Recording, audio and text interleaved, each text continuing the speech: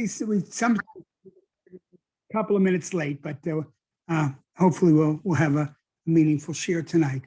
Okay, so we're going to get started right now. Okay, this week, of course, we begin the new Sefer of Devarim, and we do every year. We begin the Sefer of Devarim in the days just prior to Tisha B'Av, which is, of course, the most profound mourning day in our calendar. So we're going to talk a little bit about both Tisha B'Av and, of course, the Parsha itself. So I'm going to begin with actually the beginning of Sefer Shmot, Parshat Shmot, Sefer Devarim, Parshat Devarim. And we see that actually the Sefer begins with Moshe Rabbeinu's criticism and rebuke of the Jewish people. It says, the pasuk says, Eila had devarim asher diber Moshe el kol Yisrael. These are the words, or the words by which Moshe Rabbeinu spoke to the Jews very close to his death. Be'ever Yarden, as he stood on the east side of the Jordan River. As you know, Moshe Rabbeinu never crossed from the east side of the Jordan River to the west side. And then the Torah tells us words that seem to be disconnected to the pasuk itself. Rashi picks up on that. And he says, the words here are Bamidbar, in the desert, but they weren't in the desert. They were on the plains just outside of Eretz Yisrael. Ba'arava, Mol Suf, opposite the what seems to be the Red Sea, Vein Paran, Vein Tofel, between various different places that really are not explicitly mentioned earlier. Lavan, V'Chatzerot, V'di Zahav. In Lavan, a place called Lavan, and a place called Chatzerot, and Dizav, places which really have never been formally introduced to us before. Rashi mentions, he brings the Sifrei to say that Moshe Rabbeinu is now about to engage in a rebuke of the Jewish people. These are his last days on this earth. Certainly then the last days upon which he leads the Jews, and it's his last opportunity to be a leader. And he knows to be a leader, he must tell them where they have gone wrong. And so he alludes to various places in the past three books, in Sefer Shmot, from the time of the Exodus, at Yam Suf, various places where they were afraid that they did not have enough nourishment, at the place of the golden calf when Moshe Rabbeinu was on Mount Sinai.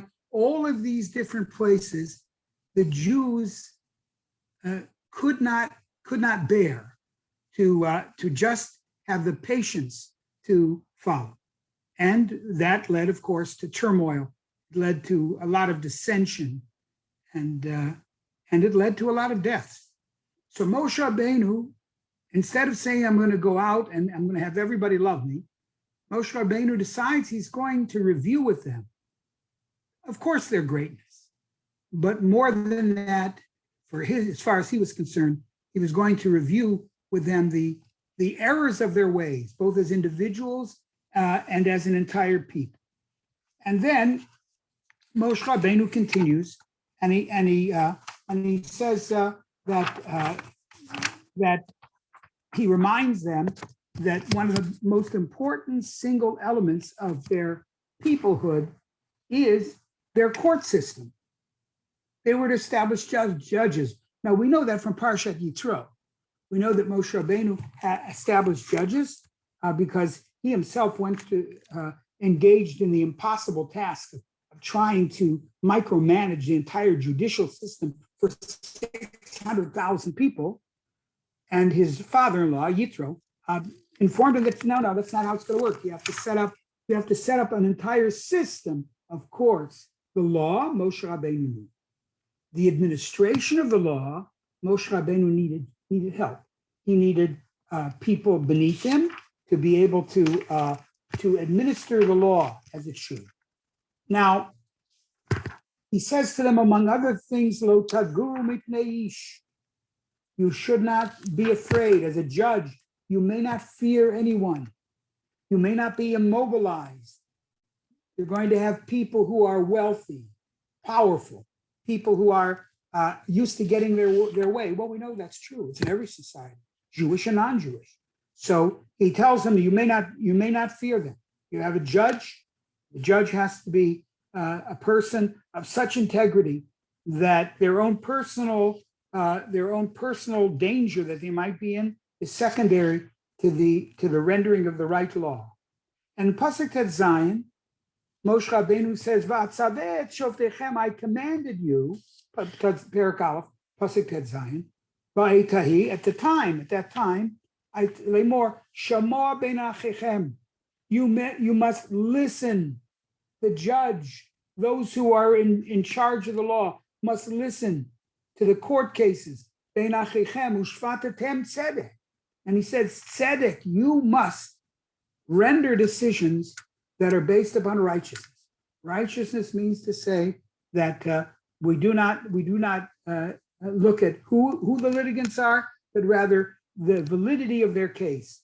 Bein ish uvein achiv uvein gero, between one person and another, uvein gero. And even Moshe Rabbeinu says in such a remarkable statement, among those people who are strangers, those who are neither considered to be ish or achiv, a brother, but gero. Now, lo takiru panim b'mishpat, says Moshe Rabbeinu, you may not judge in favor of one person based upon their economic status, their intellectual status, their political status, right? B'mishpat kakaton kagadol tishma'u. You have to listen to all of them, and you have to listen to their cases. And then he says, as I said earlier, lo taguru mipnei ish. You have to have such character that you fear no man. Ki hamishpat le'elohim hu. A remarkable statement. Mishpat, justice, is godliness. We find this concept in more than one place. The judges have the status on this earth of Elohim. They have a godlike status. It doesn't mean they can never do wrong, but it means they are representatives of God when they are rendering decisions that are based upon the Torah. And so therefore, the Hamishpat Le'Elohim hu, right, judge, ultimate justice, what can be learned that way as well. One is, the simplest way is ultimate justice. You should know that even if you don't render justice will come. But I think on a more, shall we say, theological level, the justice is when we render justice, when we have a just system, then we are acting godly. Whatever is too difficult for you, you bring to me and I will listen. That in essence is Moshe's recap of the very earliest stages of the Jewish people, meaning to say, when they left Mitzrayim and they got the Torah, it is at that point, 40 years earlier. Remember, Moshe Rabbeinu now is recapping 40 years in the desert. So he says that is, you have to understand, the bedrock of society is justice. So now we're going to talk a little bit today about the Haftarah of this week's Parsha, because the Haftarah itself talks all about the rendering of justice. Just before we do that, though, I want to add one thing. Devarim Rabbah, the Medrash Devarim Rabbah, the Medrash Agadah, the Agadic Medrash, in essence asks, wait a minute, why is Moshe's, things don't seem to be going as we would expect. Moshe Rabbeinu is the one who admonishes the Jews, and Bilam, a couple of parshas before, is the one who praises and blesses the Jews. You think it's the other way around. But the Medrash, of course, understands the Torah's rationale and the human condition, which doesn't change. In other words, the one constant in all of history is human nature. That doesn't change. The situations may change, but human beings can offer a range of responses to any situation, but they all fall within the general category of human nature. I remember once I was in Israel, and that was the first time that we had missiles that were rained down upon us. The time of Saddam Hussein, Yimach Shemo v'Zichro, when he decided that he wasn't, when America, the United States, President Bush, along with his coalition, attacked Hussein's troops, Iraqi troops in Kuwait, and he threatened, if you attack me, I'll attack Israel, as if Israel had anything to do with it. But that's the story of our lives. So it is interesting that, in fact, we were there, and I remember we were once in one of the rooms on a Shabbat morning, and the sirens sounded, and we were all to go to an assigned place, an assigned room. Each floor in the hotel that we were in had an assigned room. That actually we were to make sure that the radio was on. If there was a television, the television should be on, and that we should listen to instruction. Well, the sirens were blaring, and we were in the room, and some people banged on the door. We were told not to open the door for anybody, because if a missile would hit, and if that missile had biological materials on it, it would, we all could die. But we just couldn't. We looked at each other quickly, and our eyes told us, we've got to open the door. We opened the door. These people were terrified, of course. And then we closed it again. You know, you had to put wet towels at the bottom of the door, etc. But what I wanted to tell you about is the range of human behavior. Some people were there and they were saying Tehillim. Some people were crying. Some people were just sitting in complete silence. Unfortunately, what happened is there was a little child who was in the room, and he, of course, knows nothing of what's going on. And the man next to us was quite sickly, and he had difficulty breathing. And so, of course, the tension for him was almost unbearable.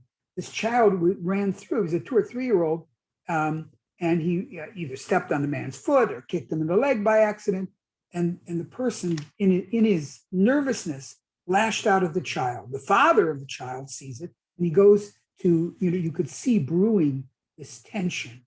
So these are all human emotions. I'd like to point out that I sat stoically without any problem, and that would be a lie. But the thing is, you could see all the different reactions in the room, from prayer to nervous twitching to lashing out. Now, the one constant in human history is human nature, and the Medrash points out Moshe had to be the one to admonish the Jews, because if Bilam, who hated us, admonished the Jews, people would say, well, of course, he doesn't like them. And if Moshe Rabbeinu were to be the one who would praise us and to bless us, people would say, big deal. He's there, he's with them. When you have your enemy, grudgingly or not grudgingly, blessing you, when you have the person who loves you the most pointing out your weaknesses and faults, you know that progress can be made. And that's what the Medrash says was done. Now,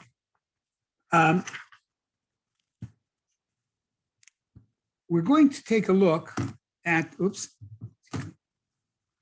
we're going to take a look today, as we talk about justice, at the Haftarah and 4 basic ways in which justice was perverted in the time of Yerushalayim, at the time of the destruction of the temple.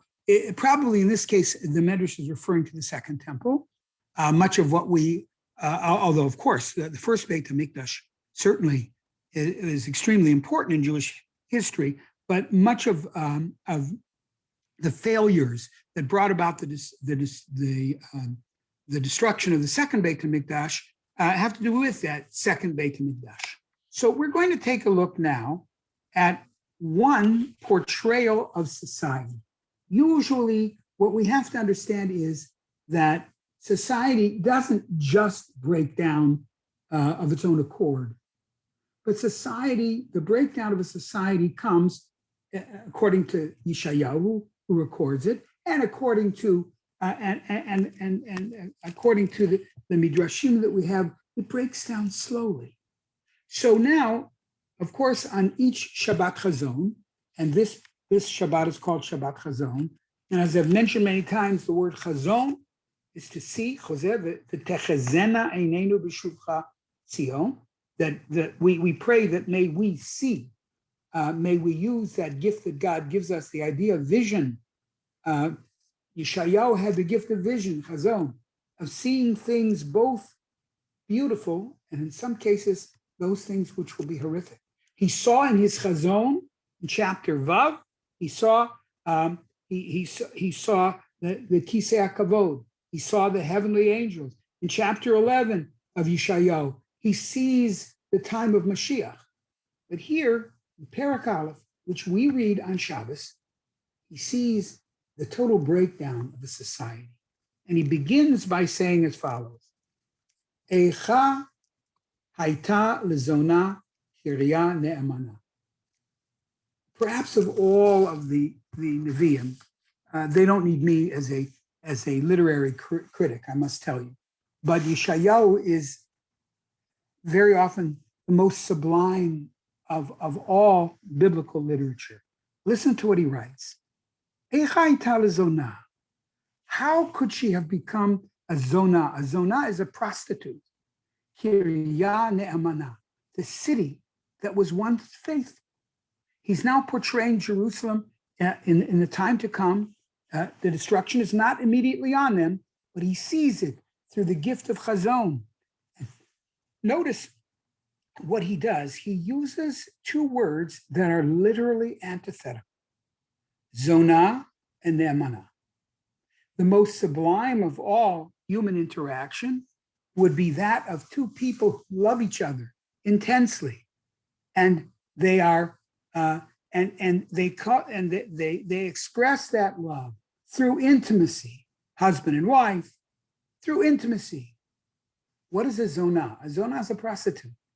She completely, it's not all her, but in the act itself is one which is the antithesis of the love act. It is the act of two people making a transaction.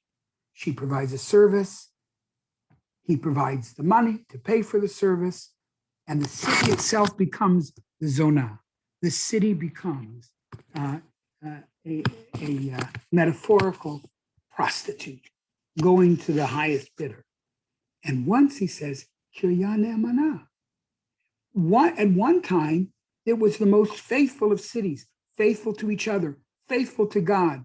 The Mishnah in Avos tells us that a person on the Shalosh Regalim, when they would come on Pesach, Sukkot, and Shavuot, the Mishnah in Avos says, no one ever turned to his friend and said, I'm a stranger here. I couldn't find a place to sojourn in Yerushalayim.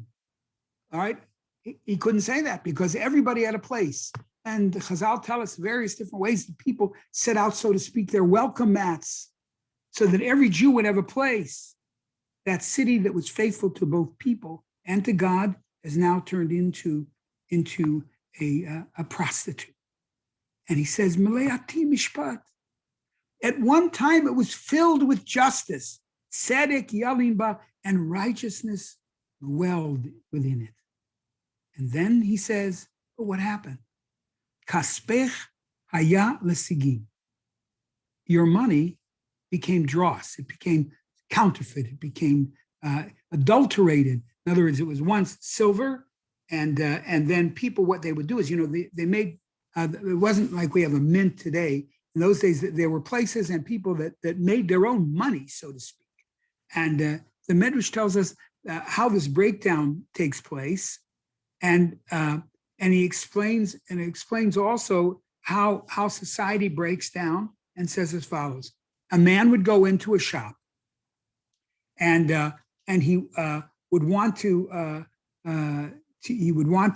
purchase something, or he would want to purchase coins, and he would hear the man say to his son in the back, "Don't forget to put a little bit of copper in the silver," meaning to say that if instead of getting a full measure of silver, there was silver with copper. And he goes then to, the same man then goes to a wine, a place where they make wine. And what does he hear in the back? The guy who probably also had to buy the money, all right, or barter the money in another place, now turns to his son, the man who sells wine, and says, listen, don't forget to put a little more water in the wine. Okay. And that's why, and this person, the person who witnesses this, realizes it's a society that is corrupt. So if he sells shoes, what's he going to do? He will use inferior quality of shoes. No one trusts each other. Not the coppersmith, and not the winemaker, and not the shoemaker. And they all build into their lives a lack of trust. And every society has to function on trust. Even if you look at, even when we say on our coins, in God we trust, trust is the necessary glue that keeps a society together. Hopefully trust in God, but certainly we have to have trust in human beings. So we see the breakdown of a society. And the first example of the breakdown of society is a breakdown in trust. The second that the Medrash tells us, a different Medrash, it's a Psikta of Kahana, tells us the following. You know that two people were walking to court. In other words, the courts would not always be in the same city, even though the Torah certainly wants the courts to be very close to people. So they'd be walking and they'd be discussing with each other what they're going to do when they get there. And one man says to the other, he says, I know what's going to happen. I'm going to come with a certain amount of money. And in order for me to get even a court case, all right, and certainly to get justice, I'm going to have to pay people off. I have to pay the judge off. The judge's going to say to me, do me a favor, chop me wood. Do me a favor and buy me some wine. And he said, by the time I'm done, I won't have enough money to even necessarily get back. And a woman, they encounter a woman, and she says she had just left the court, the city of the court, and she says, you should know, I didn't even get to court.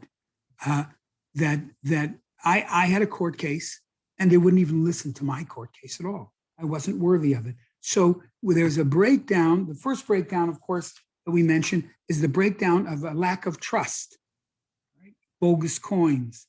The second one is of corrupt judges. Third is from the pasuk, Tzedek Yalin Ba. We had that there, that there was a time when righteousness would reside within the city. The word Yalin means to stay overnight.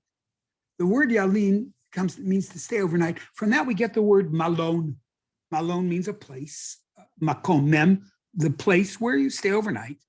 And generally speaking, justice, if a decision was made, usually they wanted people to think it over overnight, but they didn't want people to have justice delayed.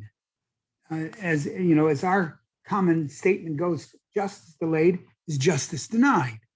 And the word tzedek yalim ba va'atam meratzchim is actually in the pasuk that there was a time when righteousness resided in the city. Va'ata, but now meratzchim, they're murderers.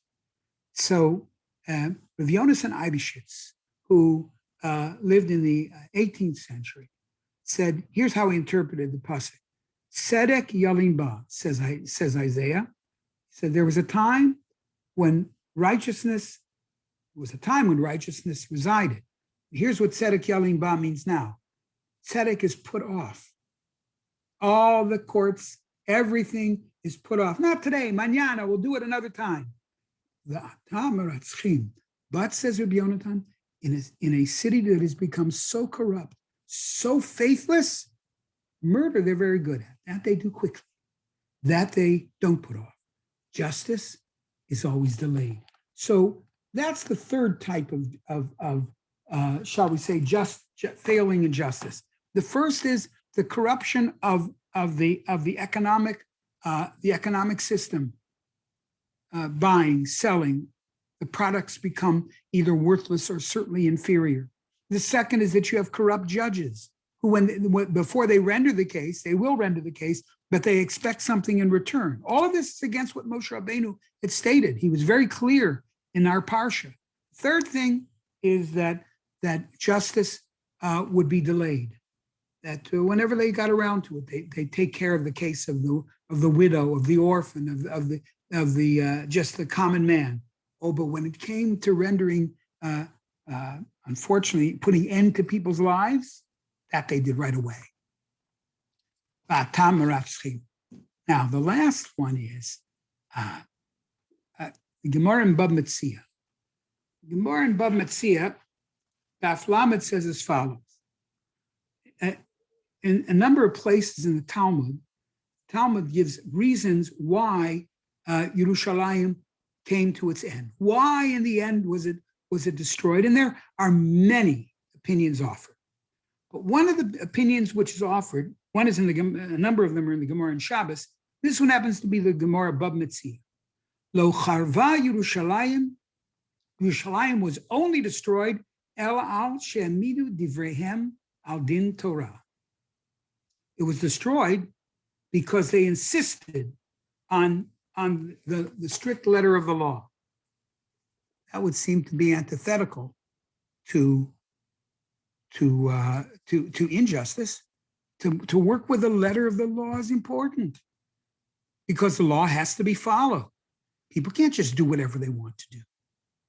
Now, it's interesting that the Gemara, the Torah uses a phrase, V'asita hayashar v'hatov, that Jews and particularly judges are obligated to do the yashar and the tov, meaning to say that which is straight and honest and that which is good. And the Gemara tells us what that means is to do lifnim mishurat hadin, to function lifnim mishurat hadin.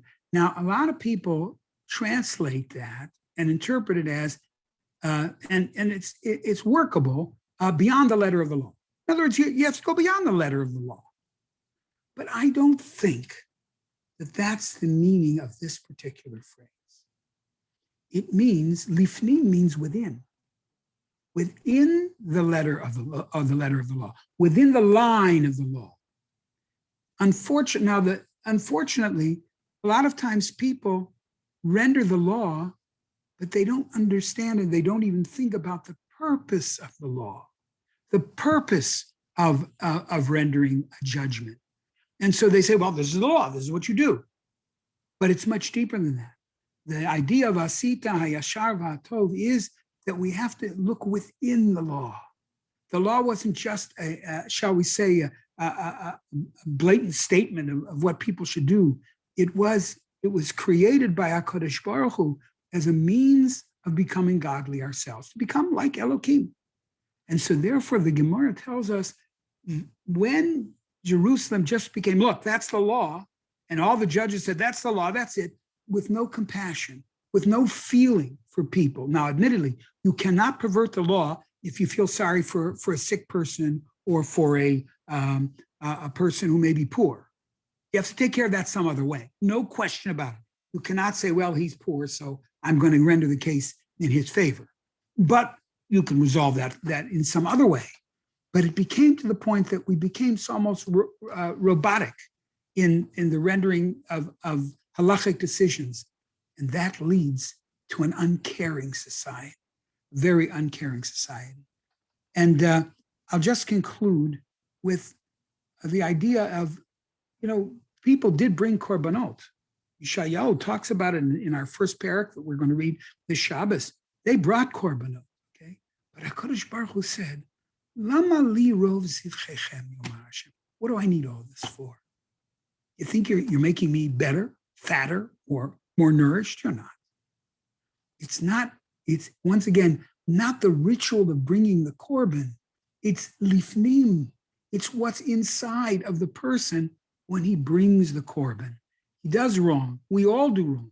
And the remedy for that in the time of the Beit HaMikdash is to bring a korban. But just to sin and bring a korban and sin and bring a korban, Yeshayahu speaks in the name of Hashem and says, I don't need all this. This I don't need. What does HaKadosh Baruch Hu want?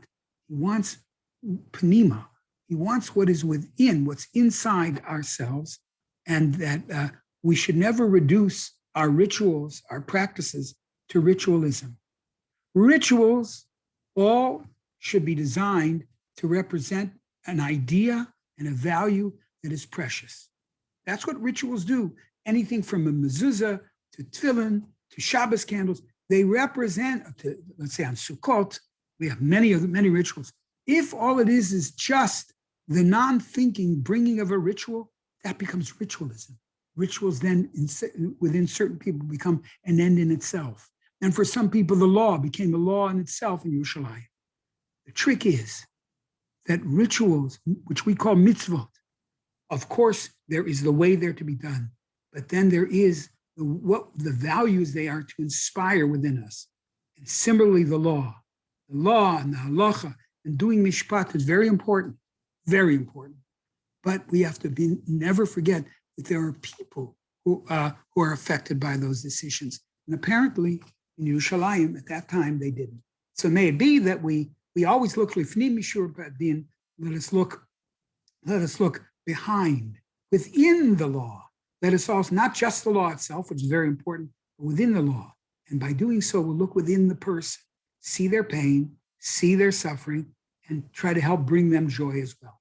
So next, we'll see you, Amir Tashem, next week. Okay. Yes, we'll see you next week. All too. Shabbat shalom to everybody. Thank you. Shabbat shalom, Rabbi. Thank you. Thank you. Shabbat shalom. Bye. Are you teaching Sunday, Rabbi, for Tisha B'Av? No. This year, Rabbi Dr. Elif will be doing it, and Rabbi Reese, as well as Rabbi Reese and Rabbi Reese and Rabbi Raka. Rabbi Raka, of course. Rabbi Reese and Rabbi Raka will be presenting along with Dr. Elif. All right, everyone, have a great Shabbos. We'll miss you. Be well. I hope I'll be there. But We'll miss you presenting. We'll miss you presenting. All right. Thanks. All righty. Have a good one. Bye-bye. All right. All the best. Thank you.